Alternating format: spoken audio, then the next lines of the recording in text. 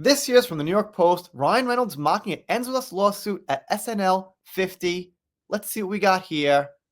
Yes, Blake Lively and Ryan Reynolds were on SNL, kind of making jokes about, hey, did anybody hear anything in the news about us?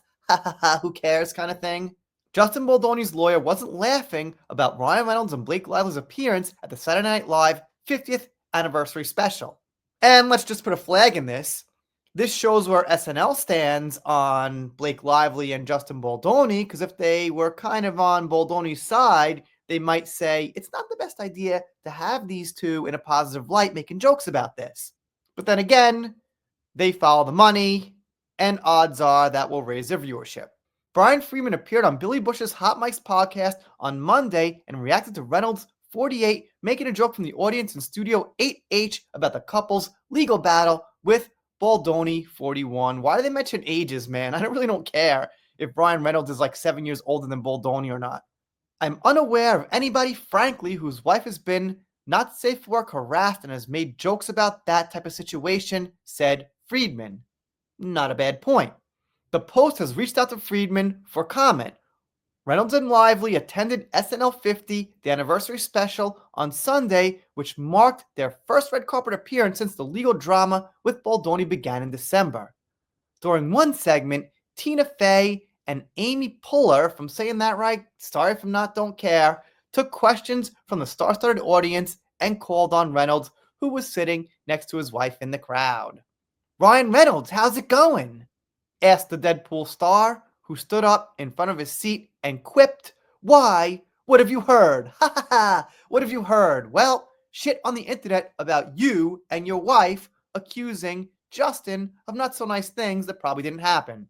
A source told People after the SNL special that Lively was nervous to go to the event, but she and Reynolds had a great time and mingled with other celebs who were there because they don't give a shit about legal or anything else other than their clout, their views, and their money. So of course they mingled with Blake Lively and Ryan Reynolds.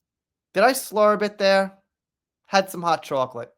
But let's not get into that. Okay, what I was saying is, the other celebs don't care so much about who's actually right and wrong in the debate, in the argument, in the lawsuit. They care about where the money goes for them. They're pretty careless with the stuff they support these days because it's unpopular. But in the end, they watch numbers and they just take the side of whose money goes where. But that's my speculation and opinion. Of course, I could be wrong. Maybe celebs care about things from the bottom of their hearts. On Bush's podcast, Friedman explained that he speaks to Baldoni often and noted that the actor's current trip to Hawaii with his family is not a vacation. What if it is, man? I mean, people can still go on vacation no matter what's happening. You know, presidents get this a lot. Both sides, Biden and Trump, both get it. He's on vacation. There's something going on in the country. No shit. Something's always going on in the country. People take vacations. Just saying. Trump, Biden, defending them equally both here. But I digress. Like I said, even if it was a vacation, I'll give him a fucking pass. Cool, take a vacation. When asked how Baldoni's mental health is right now, Friedman said, I think he's hopeful. I think he's grateful. He's grateful he's with his family and can be with his family. But like anyone else who will be going through a situation where you're accused of something you did not do and are suffering in a public way, I think it's distressful, to say the least. Absolutely. But the good news is it looks like a lot of people on Justin's side. Maybe Deadpool here isn't, but who am I to say? Deadpool probably has no opinion. He's a fictional character. But I guess the guy who plays Deadpool. They list some details about the situation, stuff I think most of us know. Not very useful going through it. That Blake Lively sued Justin Baldoni. He sued her, blah, blah, blah, blah, blah.